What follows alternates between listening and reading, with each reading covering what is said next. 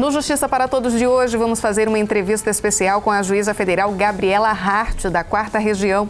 A magistrada foi corregedora da Penitenciária Federal de Catanduvas, no Paraná, e vai falar sobre o sistema prisional federal. O modelo de segurança máxima brasileiro completa 10 anos. O Justiça para Todos já está no ar.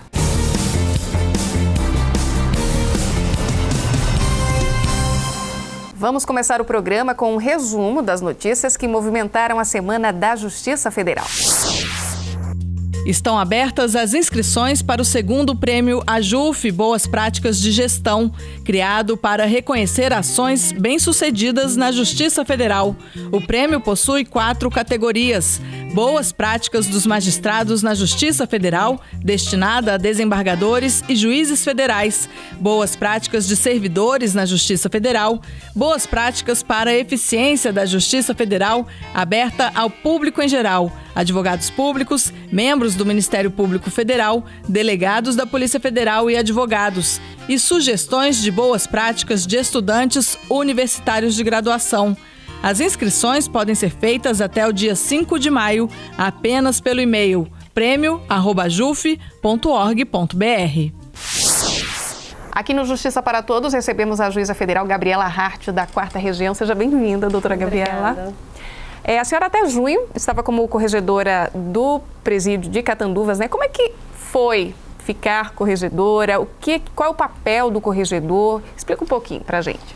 O corregedor, desde acho que 2003, 2004, o CNJ já estipulou que cabe ao corregedor dos presídios federais e estaduais a realização de inspeções mensais para verificar se estão sendo cumpridos, como estão as condições dos presídios, se estão sendo cumpridos as exigências da lei de execução penal, ver as condições dos presos, conversar com alguns deles e propor soluções, né? Reportar ao CNJ para controle. E, além disso, a gente decide algumas situações de execução penal dos presos que estão lá cumprindo suas penas e outras questões administrativas e disciplinares relacionadas à execução penal. Então, essas visitas mensais são já uma obrigação de alguns anos e é um encargo dos corregedores. E o papel do juiz federal numa unidade de segurança máxima é esse? É basicamente esse, né? É basicamente esse. É tanto a parte correcional administrativa, quanto a parte jurisdicional de julgar e decidir os processos e os incidentes de execução penal. As penitenciárias federais brasileiras, elas são inspiradas nas Supermax norte-americanas, né? Como é que funciona, mais ou menos, esse espelho? A ideia dos presídios federais, eles foram criados para abrigar presos no interesse da segurança pública nacional, que seriam os grandes líderes de organização criminosa, presos que têm histórico de indisciplina nos presídios de origem e alguns presos também que estão lá para segurança própria, né? Como delatores ou presos que sofrem ameaças nas suas unidades de origem. E por conta dessa necessidade maior de segurança e de isolamento, ele tem um rigor maior do que em qualquer outro presídio nacional. As celas são individuais, né? Cada preso fica, uma cela por preso. Eles ficam isolados em suas celas por 22 horas. Eles têm direito só a 2 horas de sol por dia, né? Então, até 22 horas de isolamento diário. Então, é um rigor muito maior do que qualquer outro presídio nacional. E a rotina deles se resume a isso, é banho de sol, cela, é isso? Alguns deles estudam, né, tem alguns cursos de ensino fundamental, médio e até alguns já cursando faculdade. Oficinas de trabalho, lá em Catanduvas, pelo menos no momento não está tendo, mas já teve épocas que havia oficina de trabalho. E eles saem das celas para conversar com os advogados, receber visita, que são limitadas, mas recebem as visitas. Mas o dia a dia é de um isolamento muito grande, muito maior do que se verifica nos outros presídios nacionais. Catanduvas foi o primeiro presídio federal, né? Já se vão 10 anos aí, tem 4 no total, né? Qual a avaliação da senhora desses 10 anos, hein? O sistema penitenciário federal foi um sistema que até hoje funcionou muito bem, é um sistema que funciona muito bem. Até hoje não se tem notícia de rebeliões, não se tem notícia de fugas, não tem notícia de uso de celular, né, pelos presos dentro dos presídios federais. Dentro dos presídios, pelas inspeções que a gente vê, as condições de higiene, de segurança, de saúde dos presos são atendidas de forma adequada. Muito bem atendidos nesses requisitos. Então, eu acho que é uma experiência, sim, de sucesso. E eles foram criados, né, o primeiro de 2006, num momento em que a situação dos presídios, agora retomou um pouco, né, estava um pouco caótica. Então, foi um momento de crise. E eu acho que veio em bom momento e o histórico foi de sucesso até hoje. Saldo balanço positivo aí, o balanço né? é positivo. A senhora acredita que precisa ter mais penitenciárias federais? Tem a previsão de fazer uma no Complexo da Papuda aqui em Brasília, né? Eu acho que tem que pensar o que se quer dos presídios federais. O custo do preso no sistema penitenciário federal, até por esse isolamento, pelo padrão de segurança ser mais rigoroso, é um custo alto. Então, não é um sistema que possa ser implementado de uma forma muito abrangente, né? Então, eu acho que alguns padrões do sistema federal, sim, tem que ser seguidos pelos sistemas estaduais, mas não uma cópia fiel, porque é um sistema caro e é um sistema pensado para isolamento de grandes líderes ou para casos específicos, não para todo preso, né? E para instalar mais penitenciárias federais, tem que pensar não só na questão da obra, né? É todo um pessoal que trabalha, que tem que preparar. E esse é um fator que garantiu o sucesso, né? Inclusive dos presídios federais. Os agentes penitenciários federais são pessoas que recebem um treinamento muito rigoroso, a seleção é muito rigorosa. E isso tem um custo e garante o sucesso do sistema, né? Então, acho que isso tem que ser pensado não só o custo de você erguer um prédio público, né? A proporção qual é de preso para agente penitenciário no presídio federal? Isso se repete em todos os 4? Eles têm vários requisitos e padrões de segurança de números de agentes que têm que ir para tirar um preso de uma cela. Eles têm todos o manual de procedimentos que disciplina todas as movimentações de preso dentro da unidade. Então, o ideal é que tenha um agente para cada 5 presos em plantão. Nem sempre esse número é atingido, né? Porque existem afastamentos, licenças, mas esse seria o ideal num presídio de segurança máxima, um agente para cada 5 presos.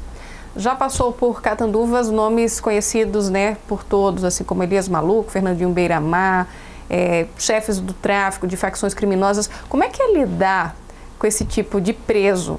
Como é que é esse tratamento aí, o juiz federal com esse tipo de preso? A gente tem nessas inspeções mensais, a gente atende, conversa com os presos que solicitam, né, a conversa com o corregedor, e a gente acaba conversando com todos esses presos, sejam ou não conhecidos da mesma forma, né? A gente tem que trabalhar e ouvir e atender com o respeito que é devido, e analisar as demandas e deferir ou indeferir. E, claro, indeferir às vezes uma demanda de um grande líder de uma organização criminosa é algo que nos gera um pouco de receio, mas é o nosso trabalho, né? A gente está lá para isso.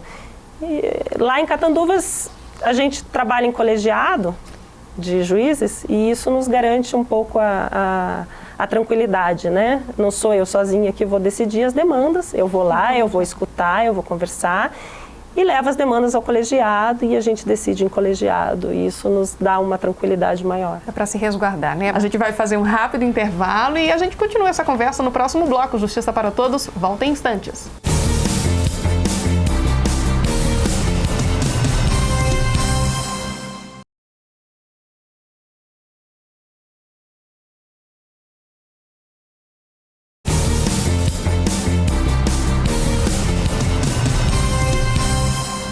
voltamos a falar com a juíza federal Gabriela Hart, que foi corregedora da penitenciária de Catanduvas, no Paraná.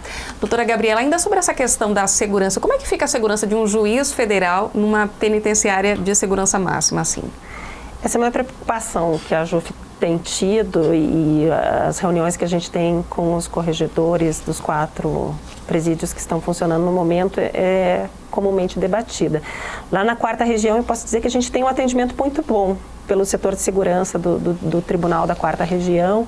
Então, a gente tem à nossa disposição carro blindado, escolta para a realização das inspeções e, inclusive, eles disponibilizam escolta para o dia a dia se houver necessidade. É uma atenção que a gente tem que ter constante, né? Os tribunais aos quais os presídios estão vinculados têm que pensar nisso, porque realmente a gente acaba desagradando grandes líderes, né, de organizações criminosas, então essa preocupação tem que ser constante. Existe uma demanda grande de presos dos presídios, né, estaduais para os federais? Assim, os sistemas penitenciários estaduais são deficientes, são notoriamente deficientes, né? Os infelizes acontecimentos desse início de ano demonstram bem isso. Então, essa demanda é constante e a gente sempre tem que ter o cuidado de saber selecionar quem que precisa ir para o sistema federal e quem consegue, ou quem os estados têm que conseguir ajustar dentro dos seus sistemas penitenciários. Então, a gente não pode superlotar um presídio federal sob pena de perder o controle ou o rigor da segurança necessária. Então, demanda sempre há. E cabe a gente e ao DPEM, né, tentar selecionar quem que precisa e quem que não precisa estar nesse sistema tão rigoroso. Existe penitenciária no Sul, né, federal, no Nordeste, em regiões totalmente diferentes. Como é que dá para manter um padrão, assim, se são localidades tão distantes? Esse padrão é necessário porque os presos do sistema penitenciário federal, agora que já se passaram 10 anos, tem presos que vão permanecendo, apesar de ser um sistema que tenha sido pensado para prisões por períodos curtos, tem presos que estão permanecendo anos. E há rodízio entre os presídios, então eles ficam um pouco em Catanduvas, vão para Porto Velho, vão para Campo Grande, eles não ficam sempre na mesma unidade prisional, esses que ficam mais tempo no sistema. Então é necessário um padrão. Para isso, o DPEM estabelece muitas normas de segurança, os critérios para aceitar visitação, é tudo padronizado pelo DPEM em Brasília. E há reuniões constantes, né, entre os corregedores dos 4 presídios, a corregedoria aqui do Conselho da Justiça Federal e o DPEM, para a gente tentar trocar as experiências, os problemas e uniformizar os nossos entendimentos, né? Isso é muito importante para a estabilização do sistema e segurança mesmo. Esses encontros periódicos são fundamentais para manter essa uniformidade, assim? Sim, esses encontros são fundamentais para a gente trocar essas experiências e tentar chegar num acordo de como nós vamos entender cada situação. São 10 anos, né, desde a criação do primeiro presídio, Catanduvas, presídio federal, mas já existe necessidade de mudar a legislação? A senhora acredita? Existe a necessidade de mudar a legislação, sim, porque a legislação, a lei que trata dos presídios federais é de 2008, 2 anos depois da inauguração de Catanduvas e depois da inauguração também de Campo Grande. E o que foi feito? Quando houve a necessidade de inaugurar rápido o Presídio Federal de Catanduvas e não tinha lei. E na época foi feita uma resolução do CJF, porque as coisas tinham que acontecer, e a lei saiu depois com base nessa resolução. Então, há muitos pontos que merecem ser repensados e reformas, e nos últimos workshops, que são encontros anuais que são feitos com os corregedores federais, vêm colegas da Justiça Estadual, DPEM, Defensoria, Ministério Público, já foram acordados vários pontos que há necessidade de mudança na legislação, para aperfeiçoar. E aí lá tem visitas virtuais, né? Como é que funciona isso? Porque normalmente os presos não conseguem visitar a família não consegue visitar o preso, enfim. Há presos que têm poder aquisitivo grande, claro, conseguem ter visita de família e as famílias acabam se mudando para casas próximas dos presídios. Mas os presos de baixo valor aquisitivo, de baixo padrão aquisitivo, ficam, às vezes, anos sem ter esse contato, ficavam, né, anos sem ter esse contato com a família. A regra no sistema penitenciário federal, como é isolar, é diferente um pouco da execução penal comum, é colocar o preso mais longe da sua área de atuação. Então, a gente tem lá em Catanduvas muitos presos do norte e do nordeste do país que, se não tem condições, a família não tem como chegar até Catanduvas para visitar. Então, essa foi uma experiência de sucesso muito boa, né, que permite que o preso cuja família mora no Ceará, pelo menos virtualmente, consiga conversar com ele uma vez por semana, com alguma frequência, indo na sede da Defensoria ou da Justiça lá do estado de origem e conversa com o preso dentro da unidade, sem que ele saia do presídio de Catanduvas. E vocês percebem uma diferença no comportamento? É positivo isso? A gente sempre tem que buscar a ressocialização, né? Esse é o objetivo da execução penal. Eles um dia vão voltar para a sociedade, a gente tem que buscar a ressocialização. Então, esse contato com a família, com os amigos, é fundamental para que ele se mantenha com interesse e vínculos fora da unidade prisional, né? Como é que é feito o monitoramento das visitas? Eu imagino que seja super rigoroso, né? Existe uma portaria do DEPEN que controla primeiro o cadastramento, assim, quem pode visitar, tem que ter certidões negativas de antecedentes criminais e vários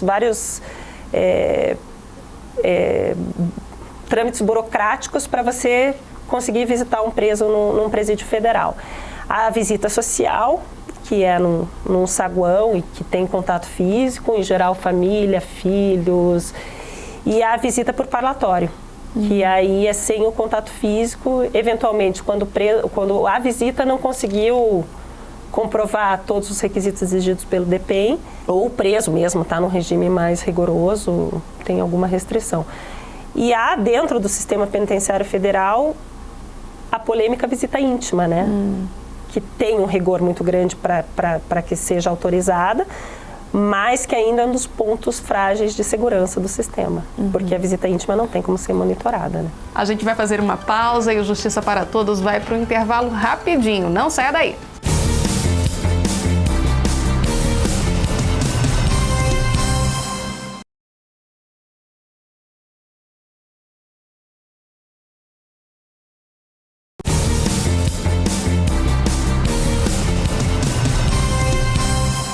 Voltamos a falar com a juíza federal Gabriela Hart, da 4ª Região do Paraná, e que foi também corregedora do Presídio Federal de Catanduvas. Falando sobre essa crise penitenciária que o Brasil enfrenta, doutora Gabriela, o Presídio Federal ele pode ser tomado como exemplo para o restante do sistema penitenciário? Mas muito dos padrões de segurança e treinamento de agentes, muito desses parâmetros que já foram adotados no sistema federal servem sim de modelo para os sistemas estaduais e devem servir de exemplo de como gerir, de como administrar, de como treinar. Esse estabelecimento de critérios de segurança, eles têm como que os presos entram e saem das celas, como que eles vão, como que eles saem do pátio de visitas, tudo estudado, tudo roteirizado. Então, isso facilita o dia a dia, isso garante maior segurança. Eu acho que esse tipo de questão que não implica em custo poderia ser replicado nos estados, né? E um sistema de inteligência também.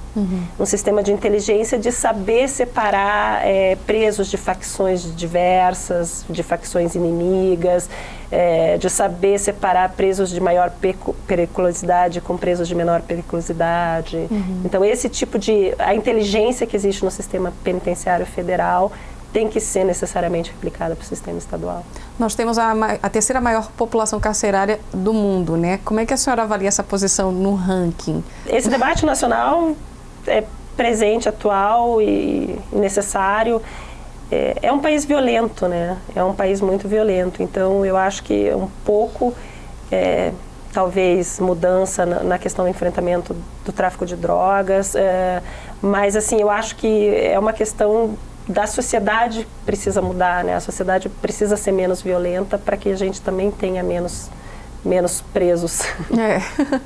Doutora, como é que foi o trajeto da senhora na Justiça Federal até chegar até aqui? Como é que foi conciliar a questão de família, o trabalho? Eu entrei na carreira de juiz federal um pouco mais tarde que o habitual. Eu ingressei já com 34 anos e com família formada, né? Já tinha minhas filhas e meu marido já tinha profissão consolidada.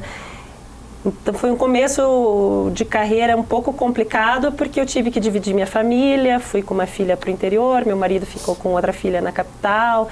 Então é uma carreira que exige algum sacrifício de ordem pessoal e familiar, mas ao mesmo tempo é muito gratificante, né? A gente se sente valorizado.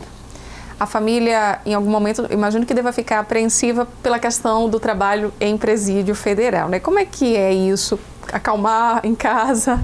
Eu acho que a gente tem que passar tranquilidade, né? O que eu passo para minha família sempre, em alguns momentos eu senti, principalmente o meu esposo, para minhas filhas não passei nada, alguma preocupação, ao mesmo tempo dizer, olha, a inteligência está acompanhando, eu já passei para a Polícia Federal e saber que a gente está acompanhando, que está sendo monitorado e tentar você passar a tranquilidade para que eles também não se sintam aflitos. Né? É fundamental passar a tranquilidade, né? Como é que a senhora avalia a participação feminina na Justiça Federal? A gente tem os dados estatísticos, foi formada pela JUF recentemente uma comissão, né, para estudar a situação da mulher no âmbito da Justiça Federal, e os primeiros dados que foram levantados demonstram que, infelizmente, é uma participação ainda que não representa o percentual de mulheres da sociedade. A Justiça Federal, dentro de todas as justiças brasileiras, ainda é que tem a menor representatividade feminina. Isso em primeira instância, mas principalmente nos tribunais. Uhum. Então, é uma preocupação que a gente está tendo lá na JUF e nessa comissão que foi recentemente criada. A previsão de que seja feito um levantamento mais aprofundado da situação da mulher dentro do Poder Judiciário Federal para que a gente consiga verificar quais são as dificuldades que a gente está tendo para progredir, para entrar na carreira e depois de já juízas, as dificuldades que a gente está tendo para conseguir a progressão dentro da carreira na mesma proporção que os nossos colegas homens. Discriminações hoje são mais veladas, não são tão explícitas, mas eu acho que a sociedade ainda exige da mulher uma presença maior nas responsabilidades familiares, em casa, e a carreira de juiz federal nos exige movimentações que para a mulher às vezes são mais cobradas, né? Eu acho que a gente é mais cobrada do que os homens, né? A presença em casa e a gente não tem como ficar nos mudando, porque isso acaba afetando o filho, família. Então, mas assim, hoje a gente não tem muito a certeza do que faz essa diferença. A gente sabe que tem a diferença, é gritante. Existe um tribunal federal que não tem nenhuma mulher. Mas a gente não sabe o que está ocasionando isso. Por isso vai ser feito esse ano um levantamento mais minucioso da situação da mulher dentro do Poder Judiciário Federal para a gente ver como que a gente pode enfrentar e diminuir, porque é necessário, né? Ainda não dá para arriscar um palpite do que fazer para mudar isso, então? A gente não tem assim um diagnóstico ou uma estratégia traçada. E também não é uma coisa que se solucione de um dia para o outro, né? É uma coisa que talvez demande ainda alguns anos, né? E é um tema que ainda precisa ser debatido dentro, fora do judiciário. Tem a questão cultural, né? A questão cultural do país é notória, né? Ainda nós somos um país patriarcal, mas é o tempo, né? É uma questão, a sociedade precisa ver e colocar a mulher no seu papel dentro da sociedade. O que a senhora diria para uma mulher que quer ser juíza federal? Estude, em primeiro lugar. Estude bastante, as seleções são rigorosas e persista. Não é algo fácil, nem para conseguir aprovação no concurso, nem para você conseguir vencer as dificuldades iniciais da carreira. Então, persista.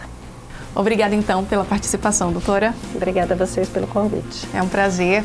E o Justiça para Todos de hoje termina aqui. Participe do programa, envie sua sugestão para imprensa@juf.org.br. Você também pode assistir ao programa pela internet na página da AJUF ou no canal da associação no endereço youtube.com/tvajuf. Obrigada pela sua companhia.